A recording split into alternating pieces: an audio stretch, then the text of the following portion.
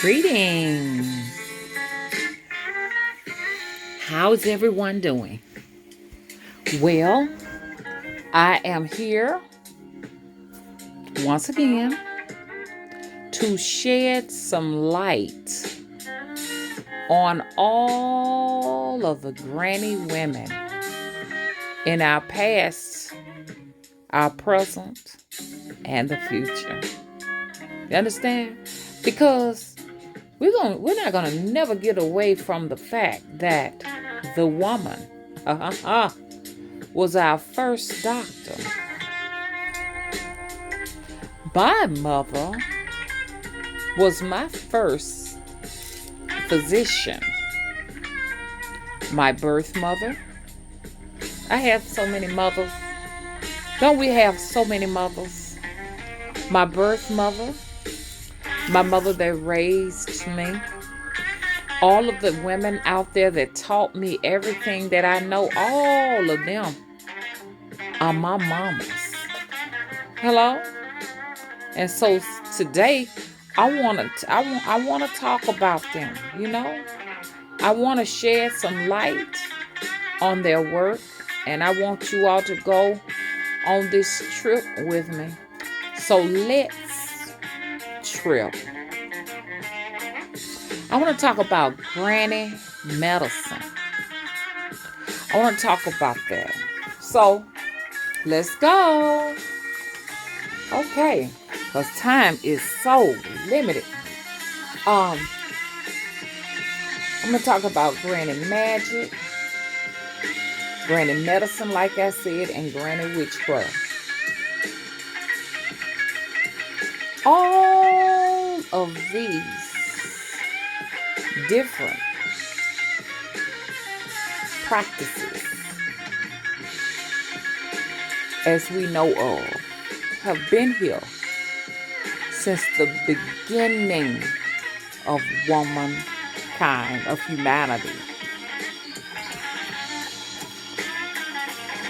Witchcraft can find itself in the traditions of folk magic.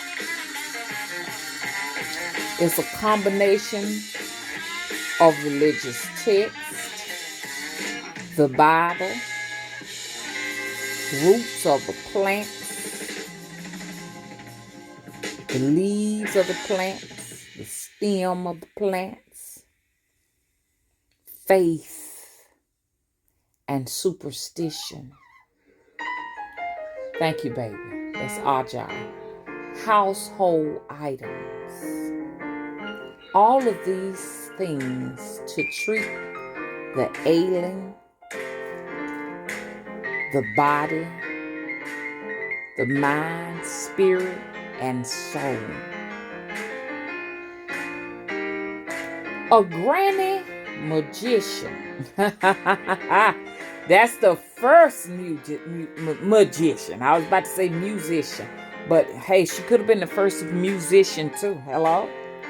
That's the first magician. Is a woman chosen by birth. Okay, when she was born, she was chosen for this job, or taught by an experienced elder over the local community. All of these skills and magic to take care of the imbalance of individuals in the local community. In some cases, these grannies may have made long walks to their clients that were out in remote type settings and villages. You understand? People that were isolated, just living in the middle of absolutely nowhere. And it may have occurred, those walks late at night when it was so dangerous. Can you imagine walking late at night? Wasn't no cars or whatever, no access, but yet and still word came through that Miss Annabelle down the street down there, way down there near the swamps where the alligators at, was having her baby. Okay, so you had to probably sometime wade in that water. Hello, where the moss was hanging down thick and you couldn't see from all of these different brushes or whatever. You understand? That may have been hanging down over your head, but you had to get there. You understand? There was no choice because she was having that baby. That baby wasn't gonna wait till the daytime. Babies usually like to come late at night in the dark, so you had to watch out for the alligators, like I said, the snakes, and the alligator snapping turtles. Hello. Because that granny was more than likely the only source of health care. Wasn't no ambulances gonna be able to ride through up in there. Couldn't get no paramedics up in there. Wasn't no hospital in most cases. Women had their babies at home. I was had at home. I was birthed on Etheridge Avenue in a shanty by Mary Bell. Me, myself, personally. For all of you all who don't know, I live in Alabama. I'm an Alabamian, born here, understand, in Selma, Alabama. So, in those days, you understand, that's the way it went down.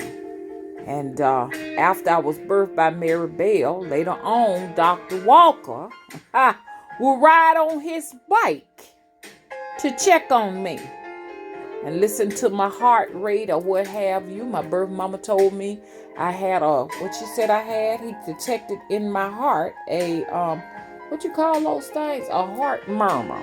She said you had a heart murmur here at your heart murmur at birth, and he said it'd be okay. It'll grow, it'll seal up, and she'll be just fine, is what he said. And he was right. I talked to someone, you know who you are, and you might be over here watching you, and your cohorts said that Dr. Walker was what you say he was a very, very fair-skinned man. Looked like he was almost white. And he wore eyeglasses and he rode a 10-speed bike. Okay, my biological father told me that. But you also said that he rode a 10-speed bike to check up on the babies and create our birth certificates and stuff. Because some of the older people didn't even have birth certificates.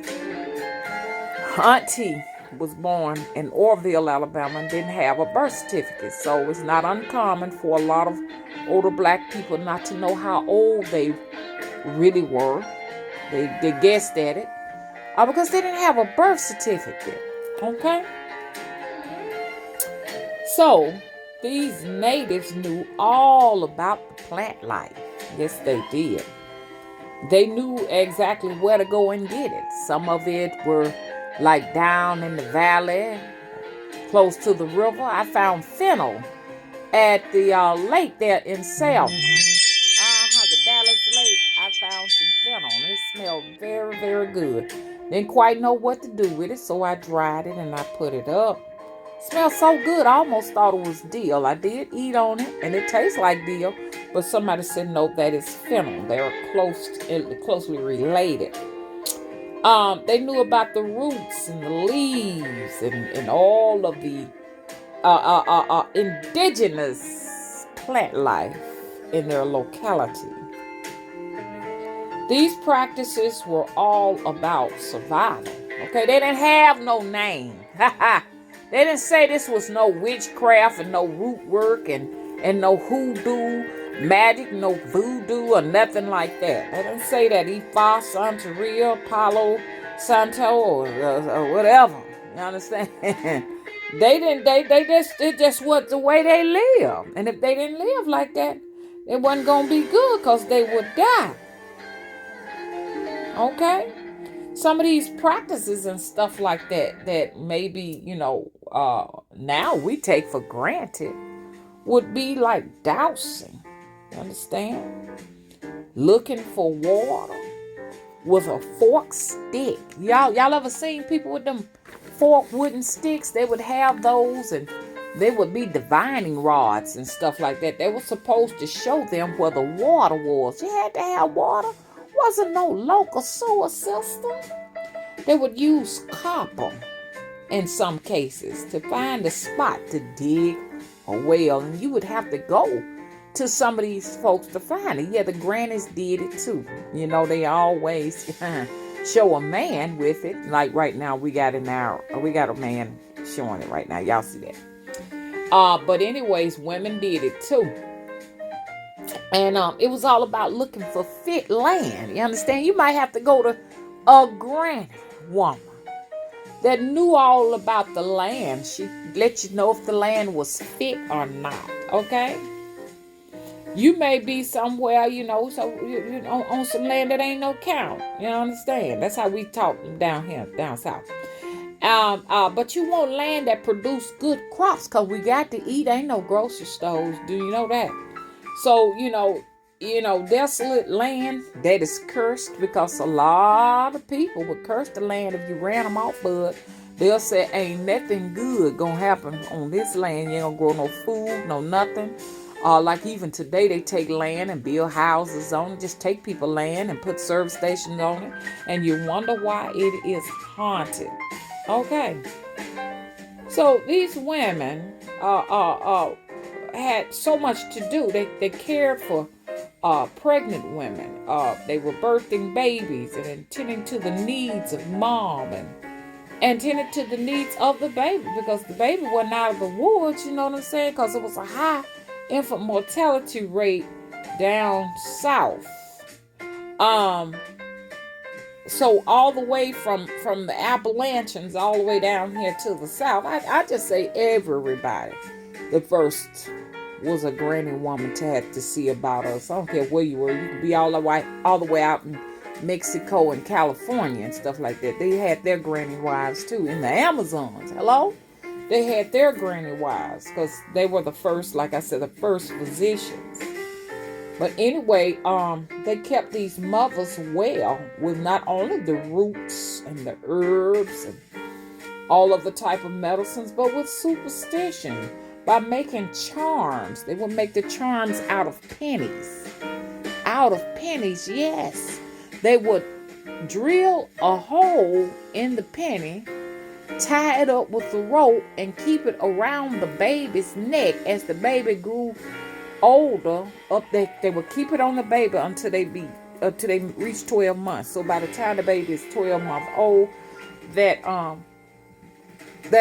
necklace would have to be lengthened for their growth. So it is said that if the penny stays on the baby for 12 months, that baby is going to make it. I never will forget, my little cousin India had one on her neck, and she swallowed it and managed to free herself from the rope that it was on. And she swallowed it. But she was okay, because they found it in her poop. The doctor had them to check her stool until they found the penny. And yes, they did find the penny. Okay? These granny women would make salves and poultices to grow your hair. I know one lady in particular, two ladies in particular, really my mother and Madam Butterfly. That's what her name was. Madam Butterfly was a granny woman, and she made some of the most good smelling hair greases you could ever imagine. And they would grow your hair all the way down your back. Yes, they would. Yes, when we got our hands on some of that, you knew you was gonna like that, and it would straighten your hair with that hot straightening comb to be so slick and so pretty. Mama would make her own hair grease with Vaseline, petroleum jelly, and Persula. And then if you had the dandruff and the itch, she'd put a little bit of sulfur inside of that. Okay. They can heal wounds with this salve. They can stop itch. You had the jock itch, or you had old fungus somewhere that kept on itching you. They could stop that. They took good care of acne. You didn't see nobody walking around with bumps all over their faces and stuff back in them days. And moles everywhere. Because they would make a nice poultice that would get rid of all of that. It would help you with bad skin. And some of them with their superstition, and their claims of having supernatural powers could make one beautiful with their different potions and salves and poultices and teas. They had teas that rid one of sicknesses such as colds, flus, TBs, and TBs was real bad in them days. TBs would kill you. They even had an asylum for people who had the TBs, waiting on them to die. You understand? Them communicable diseases back in the days that they claimed they had no cure for. These granny women had it. The whooping cough. That was another. Auntie told me she saw an old man when she was a little girl say he coughed and coughed and coughed until he fell off the porch. That cough was so bad. Okay, Auntie also, told me about one tea. She said that they made from cow dung. You understand? From cow shit. You dry the cow shit, she said. And once you dry it, you'd make a tea out of it. They dry it in the sun, and then they'll make a tea out of it if you had a real, real bad cough, and add a little bit of turpentine to it and sugar. And they would drink that. Auntie said the next day it would break fevers, and they would cough all kind of yellow coal. They were the quilters in the community. Created beautiful webs of fabric that healed and loved on us. Yes, they did. Which brings me to one of my stories in Gee's Bend. You understand? Gee's Bend is a very famous place for making quilts. And they taught us in Gee's Bend to always make the little girls to make our first quilt. Auntie said she made her first quilt when she was in the 3rd grade. Yes, she did. So that's a tradition down there, because y'all know also I'm from Gee's Bend, which is right there in Selma. All of that is connected. So, I got to brag a little bit about being a part of that community. Hello. So I didn't make my first quilt until I was an adult because I was raised in Birmingham. Y'all know about my story. I'm an adoptee. So I had my urge to make my first quilt. I was 30 years old, and I've been quilting since. Matter of fact, I made my grandbaby a quilt, and I put all the love I could in each little square, and I talked to the quilt and to take care of my baby, to keep my baby safe, to keep my baby well, and let him grow up to be a productive citizen. And I got a story I got to share about my grandbaby, but because I can't make this too long. But I need to say that, quilt making is all over the world, so it is not exclusive to Gee's Bend. I only brought it up is because that part of Alabama is very famous for that. Because I noticed that if I do say something about what's going on in my life and I don't say what's going on in everybody else's life, people get upset with me and they get angry with me. They don't want me. Everybody wants to feel included, okay? Okay, Granny Magic can be found all over the world, I must say. Not just here in the South. Yeah, I believe it started in Africa. I have to be careful, y'all know, because Mama got flagged the beginning of November on one of her channels. You know what I'm saying? So Mama want to keep it nice, clean, and peaceful for this. Y'all know my Mother Wilson channel got flagged, got a strike on it the beginning of November. So we got to make sure everybody is happy over here. Nobody can't leave nobody out. Man, some of the stuff these women would have seen because there wasn't no doctor nowhere, or she had to do it until the doctor got there.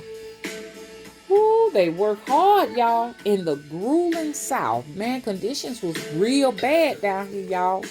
It was bad. Like all this greenery you see now, grass and trees, it wasn't like that growing up because I've talked to a lot of old locals and they told me that it was really, really bad down here, down south. Said it was sometimes nothing but rocks. So you move on a piece of land, ain't nothing but rocks. Wasn't no trees. These trees just not came. Wasn't never open field. Never dry dirt, dry rocks. That's why they had to bring the rain project in. Y'all know what that is. Mama can't talk about what that is. Mama might get flagged. Hello? Hello? They had to make weather. That's why it's so luscious and beautiful right now. I can kind of remember it as a child, going to the country, how the natural landscape used to look back then. It was, like I said, it was just nothing but dirt. When we go to the country, it'd be dirt. I never will forget, y'all. I can't do no story time telling. I like to talk about the little story time telling of what I seen. But maybe on another video. But they had to see all types of injuries and sicknesses that would be probably unimaginable to us. People coming in with cuts that were bleeding profusely. They were able to save them. Yes, they were. Because they had the herbs, the roots that could calm bleeding. You understand? Ease pain so that they can suture the wound, and they had roots to keep it from getting infected. So they were able to see by some really terrible looking lacerations. So they would use the leaves, the stems, the roots, whatever was available that they were taught to use to help these people battle these terrible injuries. If bones were broken, these grandmothers would have to set them, or the men would have to come in some cases, because I can imagine it took some strength to set some of these broken bones, whereas now they numb us up, put us to sleep, and put our bones together and stuff. Over in those days, you would be there to feel that pain. They might give you plenty of vodka and numb you up with that, and I'm sure they had some herbs or something to kind of help these people. And in some cases, when bones could not be set back, they just went ahead on and had to amputate these limbs. Limbs had to be amputated. Couldn't imagine that pain. Amputating legs, giving you a wooden peg leg. Woo! That's what I said. I wouldn't be able to handle, y'all. Treating fevers, especially those fevers that was hard to break. May not have had no aspirin, no Tylenol, or no Advil at their disposal to calm these fevers. Because sometimes fevers can get so high until the individual's life is threatened with seizures, or in some cases, it may just be death. They had to save women that were in labor, babies stuck in there, can't even come out. Oh my God, coming foot first. They got them babies out, them women. They would get a young man in the local community, or even a woman, to sit on that woman's stomach and bounce on it till that baby popped out. That baby come shooting out. So wasn't no such thing as the baby couldn't come out. In some cases, they may have had to just go on, cut it, and do a C-section. Could y'all imagine that? Ooh-wee. Women that might have been bleeding to death because they couldn't get the afterbirth out, but they managed to go up in there and get that afterbirth out. Yes, they did.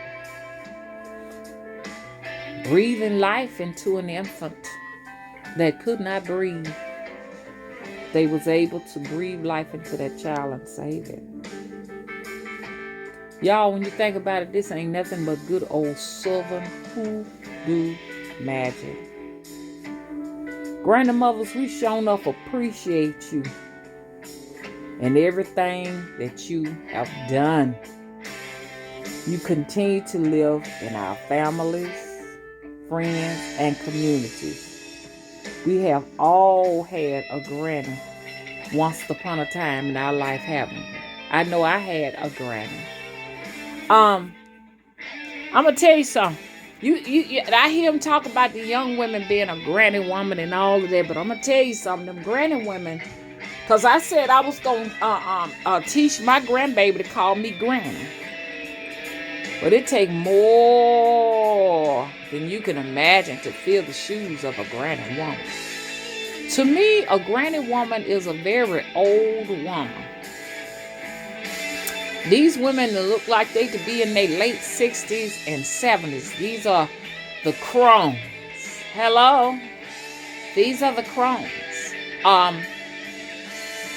These are the women who have just really seen decades. They have a lot of experience behind their belt. These, to me, would be the grannies. My take on it, I don't think you can actually be a granny until you you done had a great grandchild. Them is the grannies. Like my grandbaby has 2 grandmamas. It has lost its great grandma, both its great grandmas. That would be my mama and my son-in-law's mama. But my son-in-law still got his great-grandmama, which that would be my grandbaby's great-great-grandma. She's still here. That is a granny to me. She is the granny woman. Yes, she is. She's the granny woman. Anyway, so we can't just call ourselves that's a title, you know what I'm saying? You got to really earn. And we can't run around here and be around here 20 years old talking about I'm a granny woman. No, you're not. 30 years old, I'm a granny woman. No, you're not. I'm 40, I'm a granny woman. No, you're not. I'm 50, I'm a granny woman. No, you're not. Hey, you got to go on up in yonder to be a granny woman. Now, that's just my take on it. My granny was like in her late 70s. Auntie would be considered a granny woman. Because granny mean granny. You know what I'm saying? Grand. You are a grand.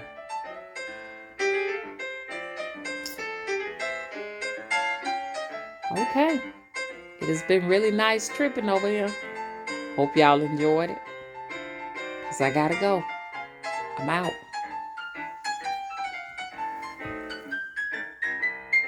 Y'all, we on our way back to this life, ain't we? This old living is coming back as Babylon falls.